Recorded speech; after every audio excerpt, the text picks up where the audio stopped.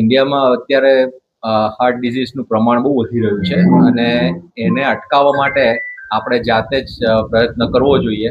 એટલે ડાયાબિટીસ ઘટાડવાનું, સારું બરાબર ખાવાનું, કોલેસ્ટ્રોલ ચેક કરવાનું, કોલેસ્ટ્રોલ ઓછું રાખવાનું, એક્સરસાઇઝ કરવાની, આ બધું પોતાની જાતે કરવાની જરૂર છે. એટલે દરેક માણસે પોતાની જાતે હેલ્થની કાળજી કરવી જોઈએ અને ઓનરશિપ લેવી જોઈએ કે ભાઈ પોતે સારામાં સારી કેવી રીતે સારું જીવન જીવી શકે અને હાર્ટનો પ્રોબ્લેમ અટકાવી શકે.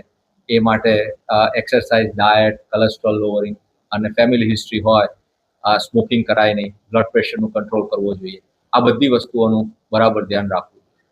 ડાયટ, સ્ટ્રેસ અને લેક ઓફ એક્સરસાઇઝ, આ 3 બહુ જ ઇમ્પોર્ટન્ટ વસ્તુઓ છે જેના લીધે હાર્ટ ડિઝીઝ વધી રહ્યો છે અને લોકો પોતાની જાતે પોતાની કાળજી નથી કરતા, એના લીધે હાર્ટ ડિઝીઝનું પ્રમાણ.